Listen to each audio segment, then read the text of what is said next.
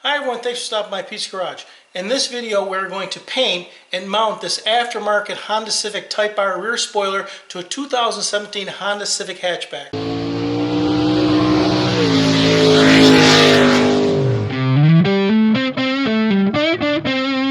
If you're going to install one of these rear wings on your car, I'm making this video to help you out because aftermarket parts are notorious for not coming with instructions. As a matter of fact, this part came with zero instructions. It only came with this crappy template.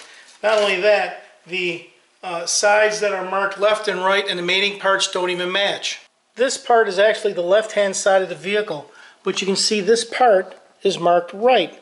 Not only that, the mating part, the part that goes and matches up to it, and it can only go on here one way, this part is marked over. This part right, you can see it here is marked left. So the parts don't even line up right. They're not even marked correctly. This is going to be pretty simple. All of the parts come already primed black, but I'm going to scuff them all up with a Scotch-Brite pad, clean them up, and I'm going to spray all of them with a coat of the Select Seal, Nason Select Seal. It's a one-part sealer. You just spray it on, ready to spray out of the can, spray it on and let it dry.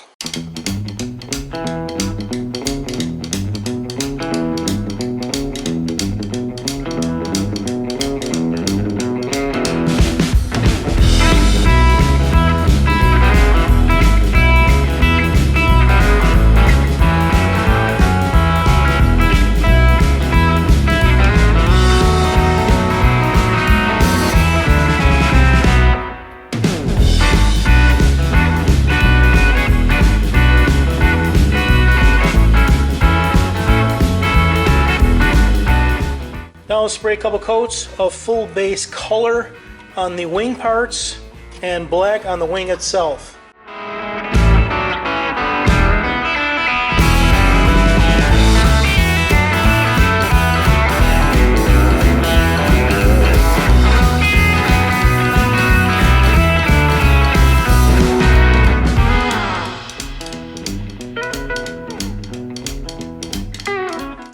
Alright, so all my parts are painted, and it's pretty simple to put together. There's a bracket here with 3 screws that hold the wing to the outside part, and even though these are mislabeled, like I said, this says right, and this is the right side of the vehicle, but the mating part says left. And there's only one way these can go together. I'm going to put that on here. There's only one way that can go together. And there's just 2 screws that go in here to hold this together. Now, getting in here is a little tricky. Let me show what you got to do. So here is the access hole that you got to get into to tighten up those screws. And you can see on the side here, one of them is straight in like that, and this angled one is on an angle just like this. So you have to get in this access hole to get to that back screw back there, like that. So I'll put it together and we'll see if it fits.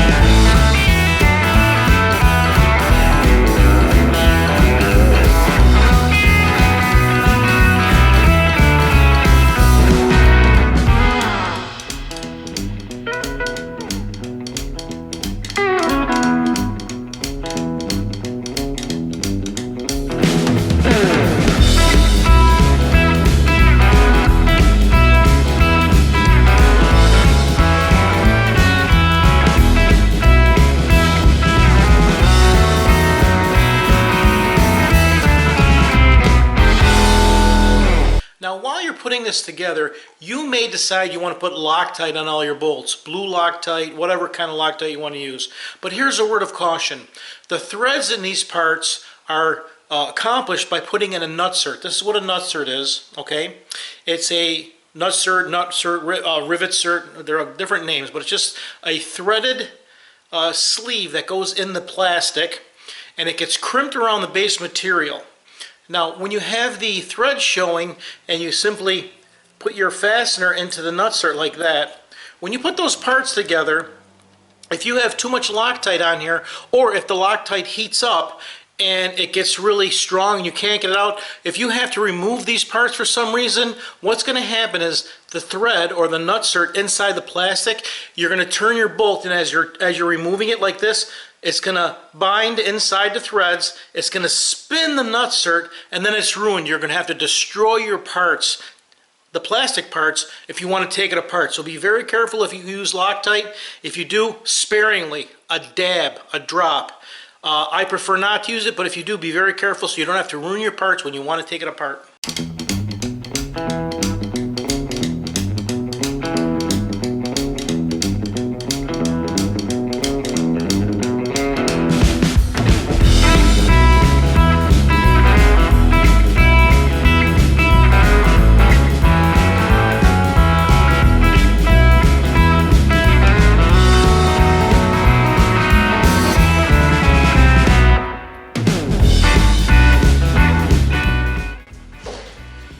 I'm just going to do a dry fit here, just to see how it fits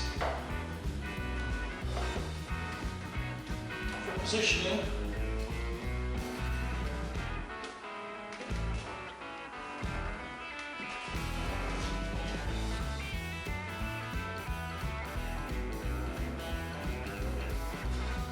Right about there. All right, so we have to open up the hatch, and we find, Frank, come on out of there. Jump out of there. All right. Now on each side you have to take off these handles, and you just grab it and twist it, and this comes right off like that. And then you can use a pry tool to get underneath this one without damaging your plastic, of course. Now when you pull that out of there, it's important to note that these are held in by these little clips like this. They sort of stick out, these barbs, and when you push that in, that's what holds it in. So you have to be careful not to rip these barbs off of here, or else you'll be buying a new piece.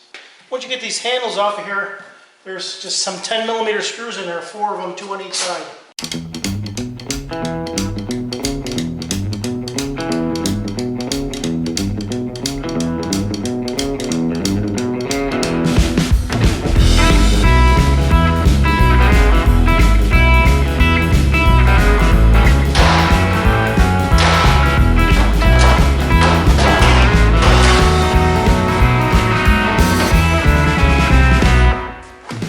Just pulls right out of there. Now the wing comes with these long screws, and the holes are actually here already for a factory mounted wing. They just don't mount it to a regular car. So these are the long bolts that go all the way through. So we have to shut the hatch and use a template to drill the holes on the other side. All right, now for the important part, marking this. I got some blue tape on here just to protect the car. And here's the template that came with the wing. Obviously window and tail light forward, and this is for the opposite side, but all I need to do is flip it over. Now what I did is I punched holes right in the dead center of those two things, and what I've seen other people do who do this job is they tape this template right there and then they drill the holes. And I would not do that for one reason, and I'll show you why. So I'm going to line up, I cut it out. I cut this out right along the edge here, so I can just line this up with the edge of the hatch and get it right down to the tail light. Now it says tail light, but I'm going to leave it off the edge of the body so it's straight line there. And I'm just going to mark the center where the hole is supposed to go. I'm not going to drill it. I'm just going to mark it like that. So now I have 2 marks. Alright, so these are the 2 holes I'm going to drill. And this is the reason why I wouldn't drill them all at once with a big drill. So what I'm going to do here is, the bolt that goes through here is 230 thousandths, just under 20 thousandths shy of a 1/4 of an inch. Now, if you just took a 1/4 inch drill bit like this and drilled the hole, first of all, this metal is a little flexible. See how it bends in? You run the risk of tearing, or with a big drill like this, of sliding off and scratching it. So what I'm going to do is, first I'm going to center punch, prick where the hole goes, See how flexible that is? Okay, now I got my center. Now that little prick mark or center punch mark I put there allows me to come in with a smaller drill, and I can drill the hole, and I don't have to worry about the drill wandering around. You have to push too hard.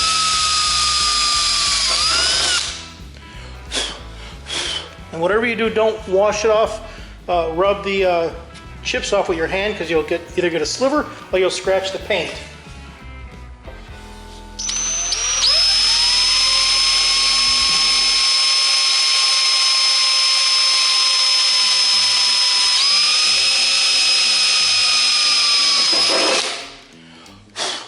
I'm going to use a step drill. The step drill goes, the second step is 1/4 of an inch, which makes it a lot easier to drill the hole out bigger.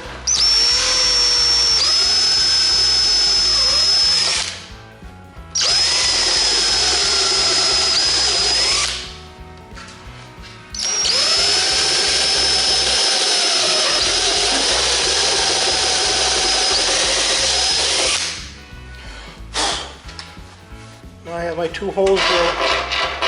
Both holes are nice and even, and it already goes through that hole in the bottom. I can feel it right there, perfectly lined up.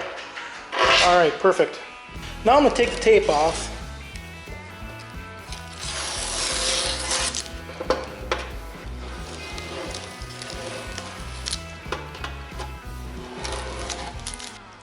Now what you actually have here when you drill a hole is you have bare metal, and I have some of my paint left over. So I'm just going to take a brush and brush the inside of the hole with paint to prevent it from rusting. I just want to seal that to protect that so I don't get any rust. Now, granted, if you have to fix this, you're going to have to grind it all up and weld it shut anyway, but at least that paint will seal up and I won't get any moisture, and rust won't start to run down. You won't get any rust marks, or rust won't start to run down from underneath. Now I can just repeat the procedure on the other side.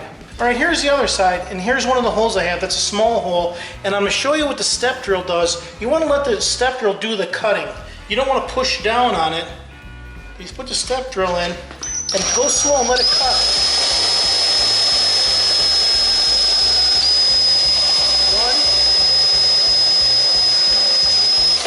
1, 2. See? Now it's a nice smooth hole. I'll just paint it up and we're ready to go. Before mounting, a couple schools of thought. You can put some weather stripping here before you put it on. That way this kind of keeps this from sliding or squeaking as it sits against the body. You can also do it up here in these parts. Put some weather stripping behind that, but if you have it mounted right, it shouldn't squeak at all. I have it that on both sides. So now we can get the bolts ready and go and get this installed. So I got one bolt held in with one of those nuts, and I'll set this in place. Line up the screw, both sides.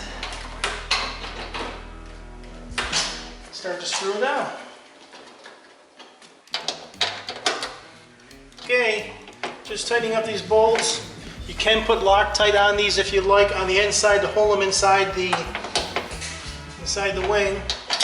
But if you get them tight, it should stay there. And you don't want to go too tight, because what you're going to do is you're going to crush the wing and the body together. You don't want to do that, so don't go too tight. Make sure you look on top to make sure you're not crushing it. Just get flush and a little bit more, and it's pretty tight. That should be fine. Now all I have to do is put the interior back together and we'll be all set.